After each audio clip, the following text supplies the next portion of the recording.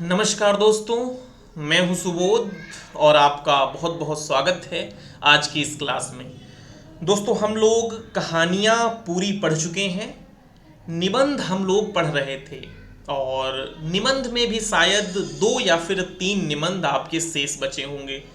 तो जो निबंध आपके बचे हैं वो बहुत जल्दी आपको करवा दिए जाएंगे, लेकिन आज से उसी के समानांतर हम लोग आपके सिलेबस में इकाई 10 के अंतर्गत जो रचनाएं लगी हैं उनको भी पढ़ना प्रारंभ करेंगे। तो कहानियां आपकी पूरी हो गई, निबंध आपके लगभग पूरे हो गए। आज से यूनिट 10 हम लोग शुरू कर रहे हैं। उसके बाद 2 चीज़ें रह जाएंगी, जो 2 चीज़ें शेष हैं वो अपने आप में बड़ी विशेष हैं। एक तो उसमें नाटक रह जाएगा, एक उपन्यास रह जाएंगे। इनको बड़े गंभीरता के साथ, बड़े विस्तार के साथ पढ़ना है। तो इस यूनिट के बाद वो 2 यूनिट भी हम लोग पढ़ना शुरू करेंगे। तो आज से हम लोग यूनिट 10 पढ़ने जा रहे हैं। यूनिट 10 में एक कहानी लगी हुई है, कृष्णचंद्र की कहानी है। कृष्णचंद्र एक प्रगतिशील कहानीकार हैं और उनकी एक कहानी अपने पाठ्यक्रम में शामिल की गई है जिसका नाम है जामुन का पेड़। तो इस क्लास में हम लोग इस कहानी पे बात करने वाले हैं। पीडीएफ की कोई टेंशन आपको नहीं लेनी है। आप लोग हमसे अक्सर कहते हैं कि सर पीडीएफ कैसे मिलेगी, कहाँ मिलेगी। तो मैं आपसे ये पूछता हूँ कि पीडीएफ की आपको क्या ज़रूरत है, जब मैं आपको पूरी की पूरी रचना क्लास में ही पढ़वा देता हूँ, फिर पीडीएफ की कहाँ ज़रूरत पड़ती है। दूसरी चीज़, पीडीएफ आपको थोड़ी देर के लिए राहत दे सकती है, लेकिन दीर्घकालिक जो आपको सफलता दिलाएंगे वो आपके नोट्स होंगे। तो अच्छा विकल्प ये है कि पीडीएफ के चक्कर में ना पढ़ें, किताबों के चक्कर में सीमित तौर पे पढ़ें, अपने आप अपने नोट्स बनाएं, क्योंकि परीक्षा के आखिरी में साथ देने वाले वही हैं। ठीक है ना। तो हम लोग पढ़ना शुरू करते हैं अपनी कहानी जामुन का पेड़। तो कहानी के जो रचनाकार हैं, जैसा कि मैंने आपको बताया, कृष्णचंद्र हैं, जो एक प्रगतिशील कहानीकार हैं। कहानी का रचना काल है 1960। 1960 के साल में ये कहानी रची गई, गढ़ी गई। और ये कहानी जो है एक हास्य व्यंग्य शैली में रचित सामाजिक समस्या प्रधान प्रतीकात्मक कहानी है। अगर हम बात करें कि इसका वर्ण विषय क्या है, तो इस कहानी में जामुन के पेड़ के नीचे दबे शायर, या फिर कह सकते हैं कवि के माध्यम से सरकारी कार्यालय में व्याप्त लेट लतीफ काम को एक दूसरे पर टालने, भ्रष्टाचार, लाल फीताशाही, न्याय में होने वाली देरी आदि की प्रवृत्तियों पर व्यंग्य किया गया है। अब किस तरीके से व्यंग्य किया गया है, जब हम लोग कहानी पढ़ेंगे तो बाकायदा समझेंगे। फिलहाल हम लोग देख लेते हैं कि कहानी में कौन कौन से पात्र हैं। तो पात्र कोई विशेष नहीं है, इस कहानी के पात्र आपसे पूछे भी नहीं जाएंगे, लेकिन क्या है कि एक नज़र आपको डाल लेनी है ताकि आपके मन में एक बेसिक कॉन्सेप्ट तैयार हो सके कि हाँ, कहानी किन लोगों के इर्द गिर्द घूमती हुई चलती है। तो कहानी के पात्र की बात कर लें तो एक पात्र तो वही शायर और कवि है, जिसका कहानी में एक उपनाम आता है, और इसका जो उपनाम है वो ओस है।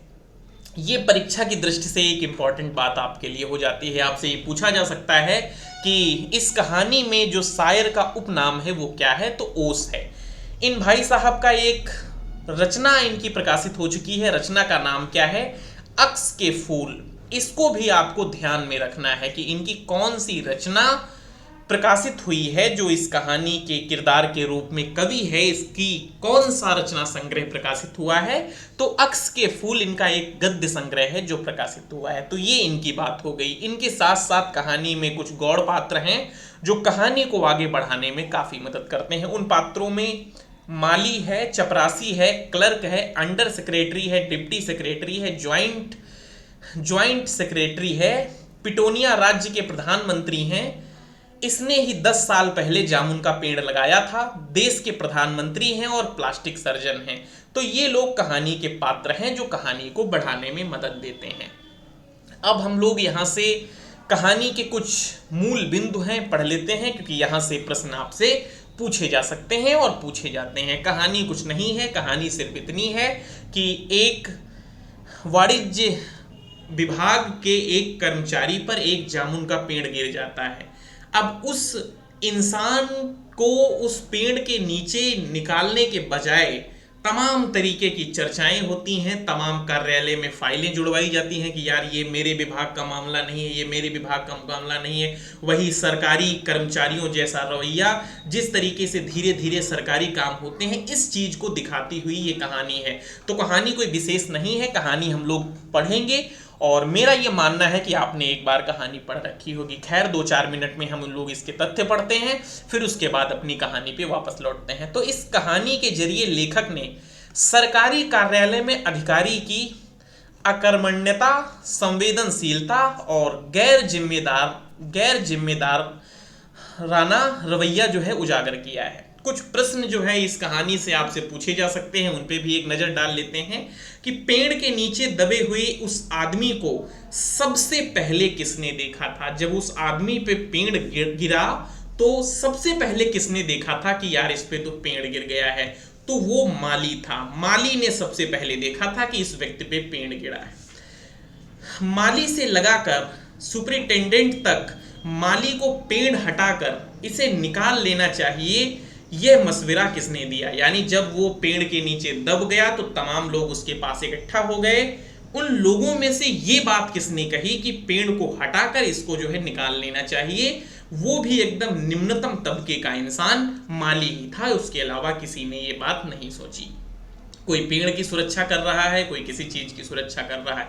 पेड़ जिस आदमी पर गिरा था वह किस विभाग का कर्मचारी था, तो वो वाणिज्य विभाग का कर्मचारी था। वाणिज्य विभाग के कर्मचारियों ने फाइल किस विभाग को भेजी। जब फाइल रवाना होना शुरू होती है तो वो कई विभागों से गुजरती है। ये आपको एक वर्तुल याद रखना है कि वो फाइल कहां कहां से होके गुजरती है। तो वाणिज्य विभाग से पहली बार फाइल वो लोग ट्रांसफर करते हैं कृषि विभाग को, ये कहकर कि भैया ये पेड़ का मामला है, हम लोग तो वाणिज्य विभाग वाले हैं, ये हमारे मामले के बाहर है, इसको कृषि विभाग में भेज देना चाहिए। तो वाणिज्य विभाग से वो फाइल पहली बार कहां आती है, कृषि विभाग में आती है। और इस प्रक्रिया में आधा दिन बीत चुका होता है, यानी सुबह पेड़ गिरा था और आधा दिन बीत चुका है, तब से वो आदमी जहां का तहां दबा हुआ है। कृषि विभाग से वो फाइल कहां जाती है, कृषि विभाग के उपरांत वो फाइल कहां जाती है, तो वो हार्टिकल्चर में जाती है। और हार्टिकल्चर वाले भी उसको मना कर देते हैं। क्यों मना कर देते हैं, क्या वो लोग कारण देते हैं? वो कहते हैं कि क्योंकि कृषि विभाग सिर्फ अनाज और खेती बाड़ी से जुड़े मामलों का फैसला करने का हक रखता है, इसलिए वो लोग भी उसको स्वीकार नहीं करते हैं। वो कहते हैं कि देखिए भैया ये एक फलदार पेड़ है और हम लोग फलदार वृक्षों के मामले में कोई फैसला देने का हक नहीं कर सकते, हमारा हक सीमित है अनाज तक और खेती बाड़ी तक। तो वो लोग भी मना कर देते हैं। फिर उसके बाद पेड़ का तना उस आदमी के किस अंग पे गिरा था, तो पेड़ का तना उस आदमी के कूल्हे पर गिरा था। हार्टिकल्चर से जवाब आने तक कितने दिन बीत चुके थे, यानी जब वो फाइल हार्टिकल्चर पहुंची तो वहां से जब रिप्लाई आया तब तक कितने दिन बीत चुके थे, तो 3 दिन हो चुके थे। और वो शायर बेचारा 3 दिन उसी पेड़ के नीचे दबा कर आ रहा था। ठीक है ना। हार्टिकल्चर वालों ने पेड़ उगाओ स्कीम के तहत पेड़ काटने से इनकार कर दिया, यानी उसने कहा कि आदमी को भैया कुछ हो जाए हम लोग पेड़ नहीं काटेंगे, क्योंकि उधर हम लोग स्कीम चला रहे हैं पेड़ उगाओ और तुम जो है बात कर रहे हो बिल्कुल नया हरा पेड़ काटने की, तो वो लोग कहते हैं कि हम लोग पेड़ नहीं काटेंगे।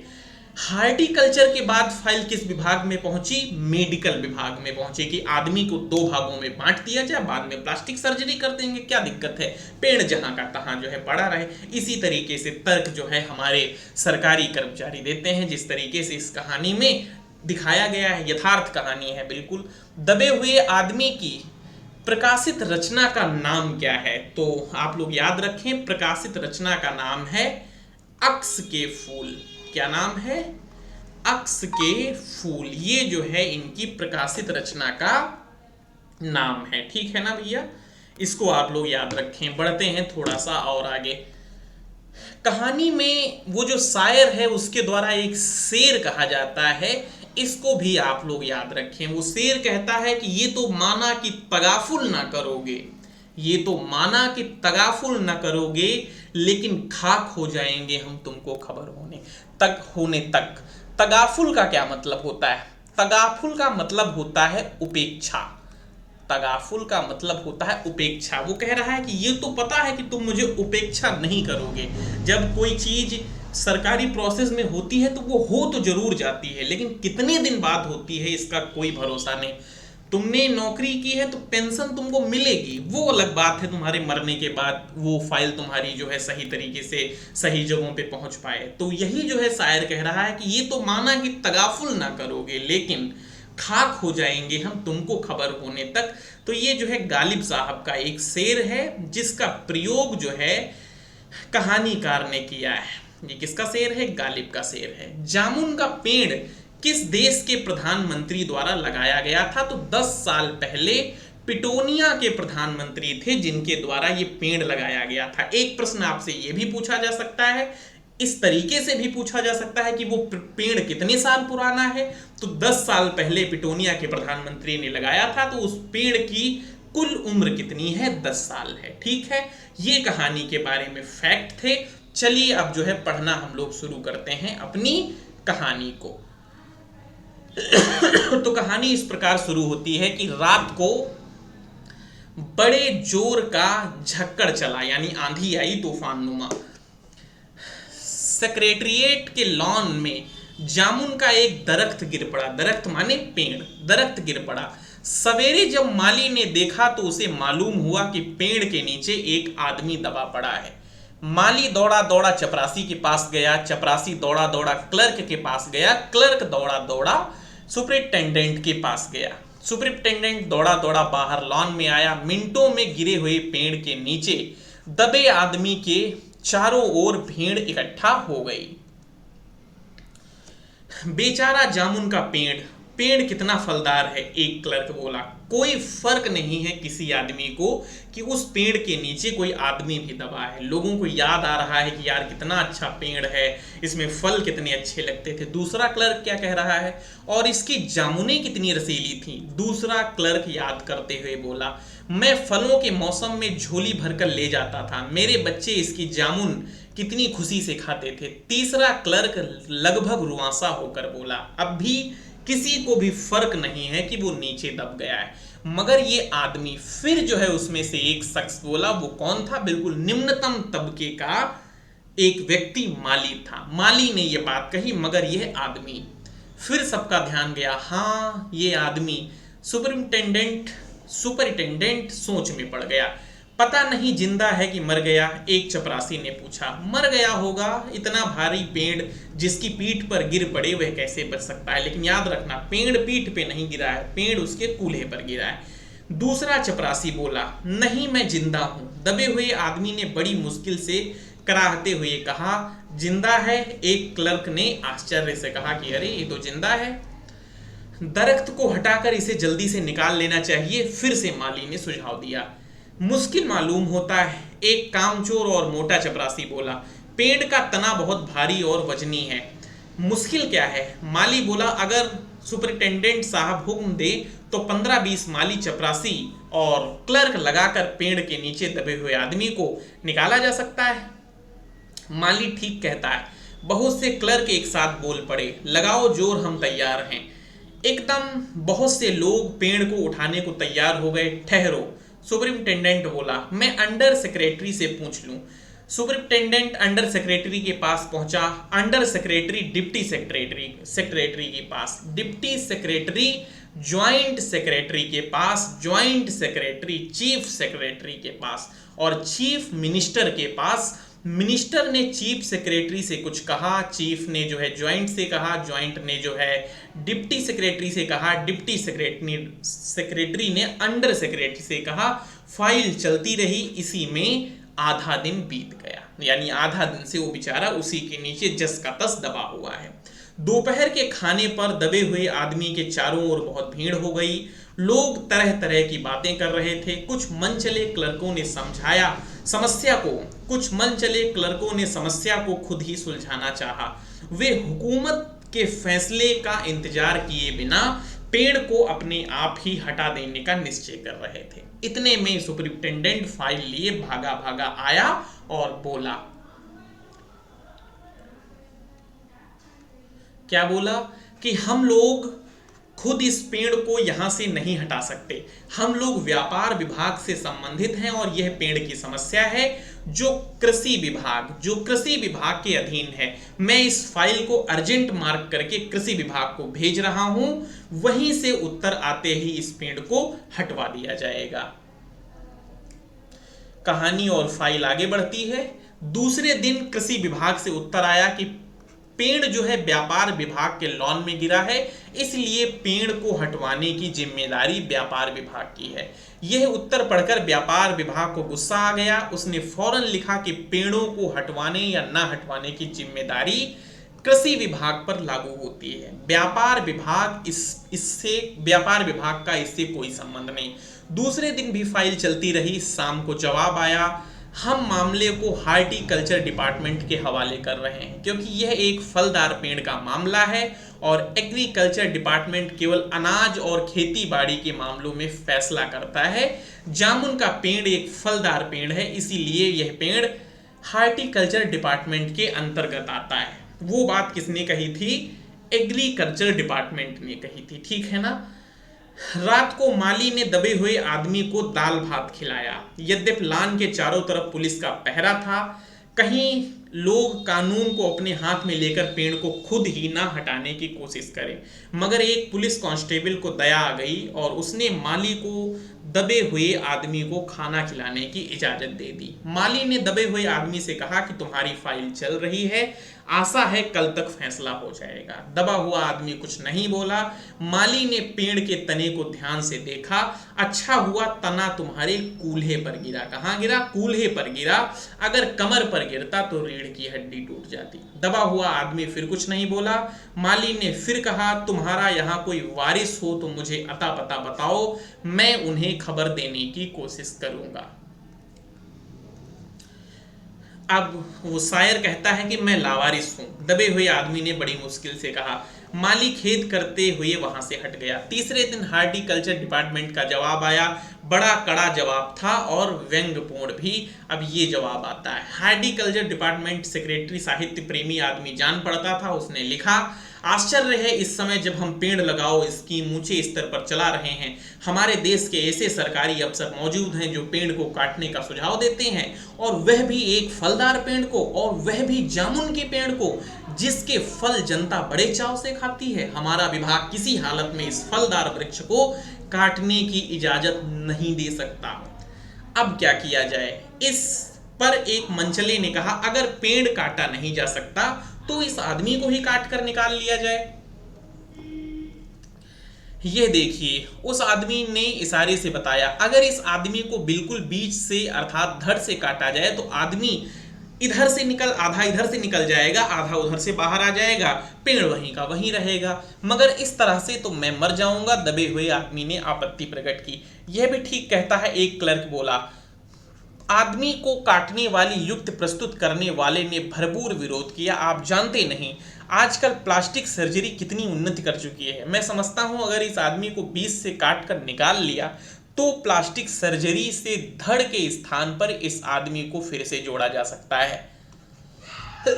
इस बार फाइल को मेडिकल डिपार्टमेंट में भेजा गया। मेडिकल डिपार्टमेंट ने फौरन एक्शन लिया और जिस दिन फाइल उनके विभाग में पहुंची उसके दूसरे दिन उन्होंने अपने विभाग का सबसे योग्य प्लास्टिक सर्जन छानबीन के लिए भेज दिया।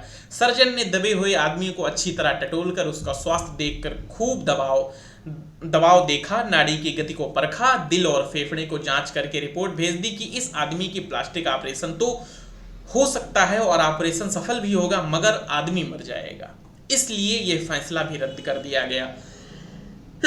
रात को माली ने दबे हुए आदमी के मुंह में खिचड़ी डालते हुए बताया कि अब मामला ऊपर चला गया है। सुना है कि कल सेक्रेटरिएट के सारे सेक्रेटरी की मीटिंग होगी, उसमें तुम्हारा केस भी रखा जाएगा। उम्मीद है सब काम ठीक हो जाएगा। दबा हुआ आदमी अब जो है वही शेर बोलता है कि ये तो माना कि तगाफुल ना करोगे, लेकिन खाक हो जाएंगे हम तुमको खबर होने तक। माली ने अचंभे से मुंह में उंगली दबा ली और चकित भाव से बोला, क्या तुम शायर हो? दबे हुए आदमी ने धीरे से सिर हिला दिया, मतलब हाँ में उसने जवाब दिया। दूसरे दिन माली ने चपरासी को बताया, चपरासी ने क्लर्क को, क्लर्क ने हेड क्लर्क को। थोड़ी ही देर में सेक्रेटरीट में ये अफवाह फैल गई कि दबा हुआ आदमी शायर है। बस फिर क्या था, लोगों का झुंड शायर को देखने के लिए उमड़ पड़ा। इसकी चर्चा शहर में फैल गई और शाम तक गली गली से भांति के शायरों से भर गया और दबे हुए आदमी के चारों ओर मुशायरा का सा वातावरण उत्पन्न हो गया। सेक्रेटरिएट के कई क्लर्क और अंडर सेक्रेटरी तक, जिन्हें साहित्य और कविता से लगाव था, रुक गए। कुछ शायर दबे हुए आदमी को अपनी गजलें और नज़में सुनाने लगे। कई क्लर्क उसको अपनी गजलों को दुरुस्त करने पर मजबूर करने लगे। तुम शायर हो? उसने पूछा। जी हाँ, दबे हुए आदमी ने जवाब दिया। क्या उपनाम है? ओस। ओस? सेक्रेटरी जोर से चीखा। क्या तुम वही ओस हो जिसका कविता संग्रह ओस के फूल अभी हाल ही में प्रकाशित हुआ है? एक चीज आप लोग जो है तत्काल सही कर लें, ये जो यहाँ पे है, ये यहाँ पे जो है ये गद्य संग्रह जो लिख दिया गया है, इसको आप लोग सही करके क्या कर लें, कविता संग्रह कर लें। ये जो है गद्य संग्रह ना होके क्या है, कविता संग्रह है। इसको आप सही कर लें तत्काल, ठीक है ना। ये कविता संग्रह है, हाल ही में प्रकाशित हुआ है। दबे हुए शायर ने इकरार से सिर हिलाया, मतलब हामी में सिर हिलाया। क्या तुम हमारी अकादमी के मेंबर हो? सेक्रेटरी ने पूछा। नहीं। आश्चर्य है, सेक्रेटरी जोर से चीखा। इतना बड़ा शायर, ओस के फूल का लेखक और हमारी आदमी का मेंबर नहीं? उफ, कैसी भूल हो गई। कितना बड़ा शायर और कैसी अंधेरी गुमनामी में दबा पड़ा है। गुमनामी नहीं, एक दरख्त के नीचे दबा पड़ा हूँ। कृपया मुझे इस पेड़ के नीचे से निकालिए, अभी बंदोबस्त करता हूँ। सेक्रेटरी फौरन बोला। फौरन उसने अपने विभाग में रिपोर्ट की। दूसरे दिन सेक्रेटरी भागा शायर के पास आया और बोला, मुबारक हो, मिठाई खिलाओ, हमारी सरकार साहित्य अकादमी ने तुम्हें अपनी केंद्रीय शाखा का मेंबर चुना है। यह लो चुनाव पत्र, मगर मुझे इस पेड़ के नीचे से तो निकालो। दबे हुए आदमी ने कराह कर कहा। उसकी सांस बड़ी तेजी से चल रही थी, बड़ी मुश्किल से चल रही थी। उसकी आंखों से मालूम होता था कि वह घोर पीड़ा और यातना में पड़ा है। यह नहीं कर सकते, सेक्रेटरी ने कहा, और जो हम कर सकते थे वह हमने कर दिया। बल्कि यहाँ तक तो कर सकते हैं कि अगर तुम मर जाओ तो तुम्हारी बीबी को वजीफा दे सकते हैं। अगर तुम दरख्वास्त दो तो वह भी कर सकते हैं। मैं अभी जीवित हूँ। शायर रुक रुक कर बोला, मुझे जिंदा रखो। मुसीबत यह है, सरकारी अकादमी का सेक्रेटरी हाथ मलते हुए बोला, हमारा विभाग सिर्फ कल्चर से संबंधित है। उसके लिए हमने फॉरेस्ट डिपार्टमेंट को लिख दिया है और अर्जेंट लिखा है। शाम को माली ने आकर दबे हुए आदमी को बताया, कल फॉरेस्ट डिपार्टमेंट के आदमी आकर इस पेड़ को काट देंगे और तुम्हारी जान बच जाएगी। माली बहुत खुश था। दबे हुए आदमी का स्वास्थ्य जवाब दे रहा था, मगर वह किसी न किसी तरह अपने जीवन के लिए लड़े जा रहा था। कल तक सवेरे तक किसी न किसी तरह उसे जीवित रहना है। दूसरे दिन जब फॉरेस्ट डिपार्टमेंट के आदमी आरी कुल्हाड़ी लेकर पहुंचे तो उनको पेड़ काटने से रोक दिया गया। मालूम हुआ विदेश विभाग से हुक्म आया है कि इस पेड़ को न काटा जाए। कारण यह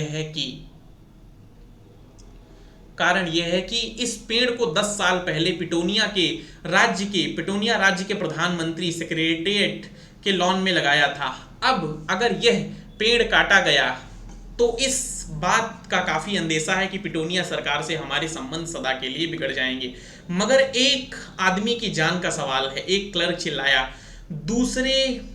दूसरी ओर 2 राज्यों के संबंध का सवाल है। दूसरे क्लर्क ने पहले क्लर्क को समझाया, और यह भी तो समझो कि पिटोनिया सरकार हमारे राज्य को कितनी सहायता देती है। क्या उसकी मित्रता की खातिर एक आदमी के जीवन का भी बलिदान नहीं कर सकते? शायर को मर जाना चाहिए। दूसरे वाले ने जो है ये प्रश्न भरे लहजे में पूछा कि क्या शायर को मर जाना चाहिए? निसंदेह, दूसरा बोला। अंडर सेक्रेटरी ने सुपरिंटेंडेंट को बताया, आज सवेरे प्रधानमंत्री दौरे से वापस आ गए हैं। आज 4 बजे विदेश विभाग ने इस पेड़ की फाइल उनके सामने पेश करेगा, और जो वे फैसला लेंगे वही सबको स्वीकार करना होगा। शाम के 5 बजे स्वयं सुपरिंटेंडेंट शायर की फाइल लेकर उसके पास गया। सुनते हो, आज ही वह खुशी से फाइल को हिलाते हुए चिल्लाया कि प्रधानमंत्री ने इस पेड़ को काटने का हुक्म दे दिया है और इस घटना की सारी अंतर्राष्ट्रीय जिम्मेदारी अपने सर पे ले ली है। कल यह पेड़ काट दिया जाएगा और तुम इस संकट से छुटकारा हासिल कर लोगे। सुनते हो, आज तुम्हारी फाइल मुकम्मल हो गई। मगर शायर का हाथ ठंडा था, आंखों की पुतलियां निर्जीव थी। चींटियों की एक लंबी पंक्ति उसके मुंह में जा रही थी। उसके जीवन की भी फाइल मुकम्मल हो गई थी और गालिब का यह शेर भी मुकम्मल हो गया था कि ये तो मालूम था कि तुम तगाफुल ना करोगे, लेकिन हम खाक हो जाएंगे तुमको खबर होने तक। तो ये इतनी सी आज की कहानी थी। उम्मीद करते हैं कि कहानी आपको पसंद आई होगी। धन्यवाद।